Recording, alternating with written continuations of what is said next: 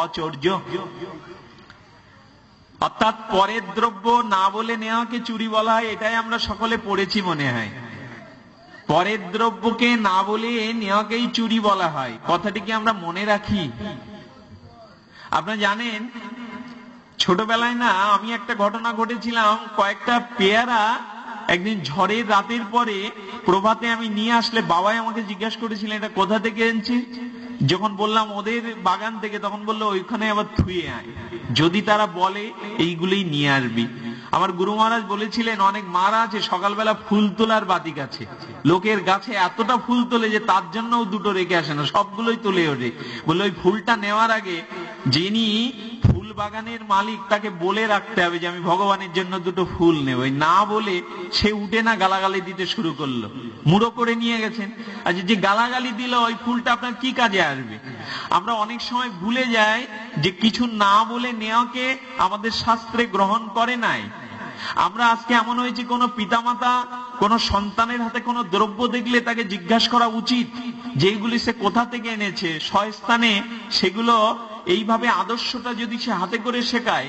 কিন্তু এখন হয়েছে কি জানেন, এখন হয়েছে যদি পাওনাদার বাড়িতে আসে না, অনেক বাবা ছেলেকেই পাঠিয়ে দিয়ে বলে বলে আয় বাবা বাড়ি নেই। তাকে এই শিক্ষাটা দিচ্ছে বলে আয় আজকে বাবা বাড়ি নেই। আমরা সবাই চাই যে আমাদের উত্তর পুরুষগণ তারা সাত্বিক হোক, তারা প্রকৃত মানুষ হোক। এটা হতে গেলে আমাদের প্রথমত লক্ষ্য করতে হবে না বলে নেওয়াকে চৌর্য বলে। আমাদের উচিত হলো এই মহাপাপ যেটি, সেটি আমাদেরকে সতর্ক থাকা, আমরা যেন কোন দ্রব্যকেই অনুমতি ছাড়া গ্রহণ না করি। এই সম্পর্কে একটা কথা আপনাদের বলা ভালো, সেটি হলো অপরের দ্রব্যকে নিয়ে সেটা না বলে নেওয়া, তাকে নিবেদন না করে নেওয়া, এইটাই চুরি। আমাদের প্রকৃত চুরি কি জানেন? আমরা 5টা জিনিস প্রতি মুহূর্তে নিচ্ছি কিন্তু তা পরিশোধ দিচ্ছি না। যেদিন জন্মেছিলাম সেই দিন সূর্যের আলো এই বসুমাতা মাটির কাছে আমি ঋণ হয়েছিলাম, ওইটাকে বলে দেব ঋণ। এই মাটি, আলো, বাতাস ওই দিন না থাকলে আমি বাঁচতাম না। আমি দেবতাদের কাছে ঋণী। এই ঋণকে আমরা শোধ করেছি, তাদের কাছ থেকে তো অনেক কিছু নিয়েছি, শোধ কি করেছি? এই জন্য না আমরা একটা পাকা চোর আমার মতো যারা সূর্যের কখনো বন্দনা করি না। একজন প্রত্যেকটা হিন্দুর প্রভাতে ওং জবা কুসুম শঙ্কাশং কাশ্যপয়াং মহাদুতিং ধন্তারিং, হ্যাঁ, আমাদের এই যে মন্ত্র সূর্য প্রণাম প্রণতস্মি দিবাকরম, এটা সূর্যকে কৃতজ্ঞতা। সূর্যের আলো পৃথিবীতে 1 ঘন্টা যদি কখনো তিরোহিত হয়ে যায়, পৃথিবীর খাদ্যগুলো পয়জনিং হয়ে যায়। আমি বেঁচে আছি এই অক্সিজেনের জন্য, এই বাতাসের জন্য। এটা দেবতারা আমায় দান করেছে, তাই দেবতাদের কাছে আমি ঋণী। তাদের জিনিসগুলো আমি গ্রহণ করেছি কিন্তু আমি দেবতার পায়ে একটাও প্রণাম করি না।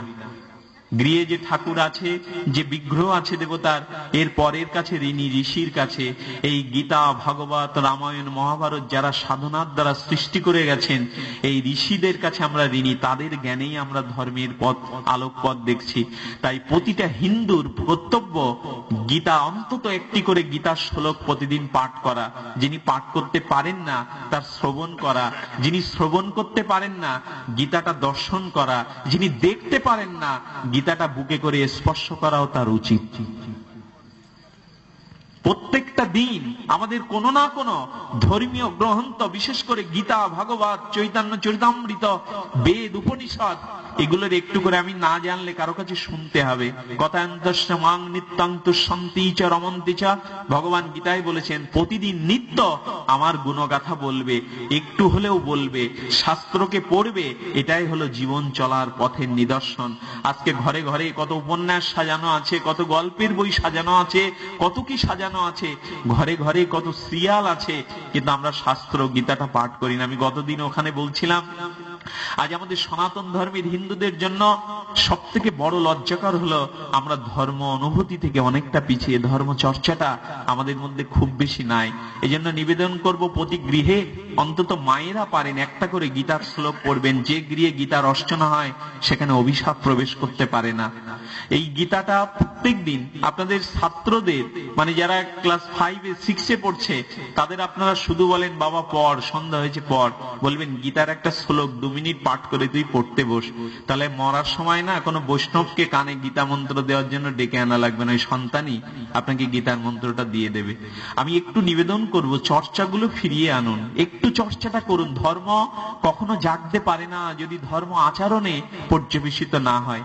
এই জন্য নিবেদন করব, আমরা চোর এক অর্থে এদের কাছ থেকে অনেক নিয়েছি, ওদের কিছু দেইনি। এই জন্য প্রত্যেকটা গৃহে হিন্দুক দিয়ে প্রতিদিন একটা করে গীতার শ্লোক পাঠ হলেও ঋষি ঋণ শোধ হয়। এরপরে যে ঋণটা, এটা সাংঘাতিক ঋণ, সেটা হলো পিতৃমাতৃ ঋণ। এই ঋণটা না কোনো কালেই শোধ করা যায় না, কোনো কালেই সম্ভব না শোধ করা। এই জন্যই রামচন্দ্রের মতো ভগবানও পিতার সত্য পালনের জন্য মুকুট খুলে 14 বছরের বনবাস নিয়েছিলেন, যে পিতা তোমার সত্য রক্ষা করাই আমার ধর্ম। কই আজকাল তো পিতার প্রতি এই শ্রদ্ধাটা আমাদের সন্তানদের নেই। আজ পিতাকে কে খেতে দেবে তাই নিয়ে মিটিং হয় 5 ভাইয়ের মধ্যে। আমি বাবাকে একা টানতে পারবো না, শব্দটা এরকম থাকে, আমি টানতে পারবো না। তোরা কে কি ভার নিবি বল, বাবা কি ফুটবল খেলে এর কাছে দেবেন, ওর কাছে দেবে? এটা হতে পারে না, এটা সনাতন সভ্যতা না। বৃদ্ধাশ্রমটাও সনাতন ধর্মে নাই। পিতা মাতাকে উপযুক্ত ঋণী তাদের কাছে। জানেন সব থেকে বড় কথা যে মা, আজকে যে মার পূজা করছেন কি হবে বলুন তো? এই মার এখানে আমি 3 রাত পড়ে থাকি তো মা আমাকে রেঁধে খাওয়ায় কিনা? রেঁধে খাওয়াবে না, এটা সত্যি বাস্তব কথা। মা রেঁধে খাবে না কেন জানেন? মা বললেন ইয়া দেবী সর্বভূতে মাতৃরূপেণ সংস্থিতা, আমি তোর গর্ভধারিণীর মা হয়ে তোর বাড়িতেই আছি। ওই মাকে প্রণাম না করে, ওই মাকে সেবা না করে যে আমার মন্দিরে আরতি দেখাতে আসে, ধূপ জ্বালতে আসে, পূজা করতে আসে, তার জন্য আমার আশীর্বাদের দুয়ার বন্ধ থাকলো। ইয়া দেবী সর্বভূতে মাতৃরূপেণ সংস্থিতা, ঠাকুর ঘরের মা আর গর্ভধারিণী মা যে এক করে দেখতে পারেনি, তার জীবনই বৃথা, ভগবানের আশীর্বাদ থেকে সে বঞ্চিত। একদিন শ্রীকৃষ্ণকে বলা হয়েছিল, কৃষ্ণ তখন ছোট তো, কৃষ্ণ সবকিছু চিনতে শিখেছে কিনা বস্তু। গোপীরা বললেন তোমার বাবার পাদুকা একটু আনো তো হাতে করে। কৃষ্ণ বাবার পাদুকা না দেখে প্রণাম করে কি করেছিল জানেন? এটা তো বাবার চরণের পাদুকা, আমি ভগবান হয়ে এলেও আমাকে তো শিক্ষা দিতে হবে, লোকগুরু আমি। তাই সেদিন নন্দ মহারাজের পাদুকা শ্রীকৃষ্ণ 2 হাত দিয়ে মাথায় নিয়ে জগৎকে দেখিয়েছিলেন, পিতার পাদুকাও আমাদের কাছে পূজ্য। ভগবান দেখালেন। মহাপ্রভু কি করেছিলেন জানেন? আমাদের এই নিমায় অনেকেই না আজকাল অনেক এমন নবধার্মিক হয়েছে, তারা মার হাতেও খায় না। একটু ধর্ম করতে শিখে বলে মা মাছ খাই তো, কিন্তু যে পুকুরে এসে চান করে ওই পুকুরে সাপ ব্যাং মাছ সব আছে, ওই জলটা গালে দেয়, কিন্তু মার হাতে খায় না। এই নিমাই সন্ন্যাস নেওয়ার পরে অদ্বৈত আচার্যের গৃহে শান্তিপুরে এসেছিলেন মা, সেখানেও এসেছিলেন শচী মা। মাকে দেখে নিমাই কাঁদতে কাঁদতে 7 বার মাকে প্রদক্ষিণ করে মায়ের কোলে বসে বলেছিল, মা জগতের কাছে নিমাই সন্ন্যাসী হতে পারে, কিন্তু আজও আমি তোমার কাছে সেই ছোট্ট নিমাই, আমায় ক্ষমা করো মা, তোমার সেবা বঞ্চিত হয়ে জগৎ জীব উদ্ধারের জন্য আমায় সন্ন্যাস নিতে হয়েছে। মা তোমার চরণে এই প্রার্থনা করি, নিমাই যদি আবার কখনো জগতে আসে যেন তোমার গর্ভ আশ্রয় করে আসে। নবদ্বীপ থেকে তিনি যখন পুরীতে গিয়েছিলেন জানেন, এই গৌর ভক্তরা যদি কেউ পুরীতে যেত, তাদের হাতে মায়ের জন্য প্রসাদী শাড়ি প্রসাদ দিয়ে বলতো, আমার মাকে বলো যেন আমায় ক্ষমা করে। আমার মাকে তোমরা দেখো, আমি যে মাকে ছাড়া হয়ে বড় ভুল করেছি, সন্ন্যাস নিয়েছি জগৎ জীবের জন্য, আমার মাকে এই প্রসাদটা দিও, শাড়িটা দিও, সন্ন্যাস হয়েও না। মাকে সে ত্যাগ করেনি, মায়ের পরিচয়টা ভুলে যায়নি। আজ অনেক ধার্মিককে দেখি যারা না মায়ের হাতেও খেতে চায় না। ধর্মটা এমন একটা জায়গায় এসে পৌঁছেছে, এদের দিন তো শোধ করা যায় না জানেন। আমি মনে হয় একবার বলেছিলাম আমাদের সাথে, আমার মা আজও বেঁচে আছে, বাবা তো নাই, হারিয়েছি শিশুকালে, কিন্তু এই মা আজও ঘরের বারান্দায় পড়ে থাকে। মাকে কতবার বলেছি কেন ঘরে শোও না, বলে তুই কত রাত 2-3টের সময় বাইরে রাস্তায় থাকিস, আমি প্রতীক্ষা করি তোর জন্য। জানেন রাত 2-3টে বাজলেও যখন বাড়ি যায়, আমি 2 থেকে 3 বার কখনো মাকে ডাকি নাই। মা আমার ডাক শোনে না, মাঝে সাঝে অঙ্গে তার বসনটাও থাকে না, গ্রিলের চাবিটা এনে বলে ভালোভাবে পৌঁছেছিস তো? চোখে জল ভরে যায়, মনে হয় তুমি চলে গেলে বিল্বমঙ্গলের জন্য এই প্রতীক্ষাটা রাত জেগে কেউ করবে না। জগতে এমন কোন সম্পর্ক নেই যে সন্তানের জন্য এমনি করে রাত জাগতে পারে। আমি একবার সীমান্তে একটা অনুষ্ঠান করতে গিয়ে দেখি রাত 12টায় এক 80 বর বৃদ্ধ হেরিকেন জ্বালিয়ে ডাকছে, খোকা বাড়ি ফিরছিস, খোকা বাড়ি ফিরছিস। গ্রামের লোক তাকে বলছে, তোমার মতিভ্রম হয়েছে, তোমার খোকা কি খোকা আছে? সে তো 40 বছর বয়স, গেছে হাটে ফিরবে, হ্যাঁ তুমি তাকে খোকা বলে রাস্তায় ডাকছো।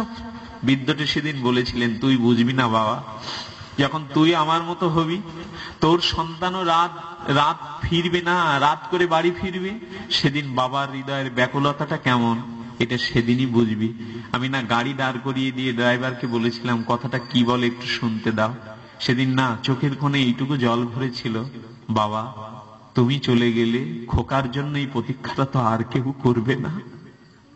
কত ছোটবেলায় হ্যাঁ মায়ের বিছানাটা ভিজিয়ে দিয়েছি, মা সেই ভিজে জায়গায় শুয়ে না আমাকে বুকে করে সারা রাত সে রেখেছে, যাতে ভিজে জায়গাটায় না আমার শারীরিক কোনো অসুবিধা নেই। অনেক মাকে দেখেছি সারা দিন পর দুটো খেতে বসেছে, সন্তানকে কোলে করে, সন্তান মলমূত্র ত্যাগ করেছে, ওই মলমূত্রের গন্ধেও মা ভাতের থালটা ঠেলে দেয়নি, সন্তানকে পরিষ্কার করে যতটুকু খেয়েছে। এই মায়ের কাছে অনেকে এসে 5টা মিষ্টি 10টা মিষ্টি মায়ের হাতে দিয়ে বলছেন, ঠাকুর মশাই মায়ের হাতে দিয়েন। ভালো কথা, এটা মায়ের হাতেই থাকে, মাকে তো খেতে দেখি না। কিন্তু এই বাজার থেকে দুটো মিষ্টি নিয়ে যদি গর্ভধারিণী মাকে ঘুম থেকে ডেকে হাতে তুলে খাওয়ার না, মায়ের হৃদয়টা ভরে গিয়ে যে আশীর্বাদটা করবে আপনার, সেই আশীর্বাদে আপনার জীবনটা মঙ্গলময় হয়ে যেতে পারে। এই জন্য বলি না, শুধু এই মায়ের পূজা অর্চনায় কাটিয়েন না, এই মায়ের অংশ শক্তি যে গর্ভধারিণী মা, তার অর্চনাটাও করুন, তাকে নিত্য দুবেলা প্রণাম করুন। এরা জীবন্ত আদর্শ, এরা জীবন্ত দেব দেবী, এদেরকে বলা হয়েছে জীবন্ত আদর্শ। পৃথিবীতে আজ পর্যন্ত কোনো সাধু কোনো মহাপুরুষ তৈরি হয়নি মা বাবার আশীর্বাদ ছাড়া সে সাধু হয়েছে, মহাপুরুষ হয়েছে, কেউ হতে পারেনি। এরকম দৃষ্টান্ত যদি দেখাতে পারেন আমি ভাগবত পাঠ ছেড়ে দেব। বিদ্যাসাগর মহাশয় খুব দীক্ষা শিক্ষা নেননি, পিছিয়ে বসো। বিদ্যাসাগর মহাশয় কোনো দীক্ষা শিক্ষা নেননি, সারা জীবন মন্দিরে যাওয়ার সময় তার হয়নি, কিন্তু মাই ছিল তার দেবী, মায়ের আদর্শেই সে এতটা পথ পাড়ি দিতে পেরেছিল। আমি আপনাদের কাছে ঋণী এই কথা বলবো যে পিতামাতার কাছেও আমরা ঋণী। এই ঋণটা পরিশোধ না করলে আমরাও কোথাও না কোথাও সমস্ত কৃপা হতে বঞ্চিত হব। আপনাদের নিবেদন, পিতামাতাকে বৃদ্ধাশ্রমে পাঠিয়েন না, তাদেরকে পরিত্যাগ করেন না। এইটুকু নিবেদন করে এইটুকু বলবো যে আমরা চতুর্থ ঋণটা কি জানেন? চতুর্থ ঋণটা আমাদের বলা হয়েছে দেব ঋণ, ঋষি ঋণ, পিতৃ ঋণ, নিরি ঋণ। আমাদের প্রতিবেশীর কাছে, প্রত্যেকটা মানুষের কাছে আমি ঋণী। আমার যে বস্ত্রটা তৈরি করেছে না, কেউ তৈরি করেছে। আপনি যে মাথায় তেলটা দেন, এই তেল তৈলটা কেউ তৈরি করেছে। যে পথ দিয়ে হাঁটেন ওই পথটাও আপনার না তো, সবকিছু অপারের দান। এই জন্য মানুষের কাছে, প্রতিবেশীর কাছে আমরা ঋণী। আমাদের উচিত মানুষের প্রতি আমাদের কর্তব্য বোধটা ফিরিয়ে আনা, আমাদের কর্তব্য এবং আমাদের যে মানুষের প্রতি সেবা ধর্ম সেটাই ফিরিয়ে আনা।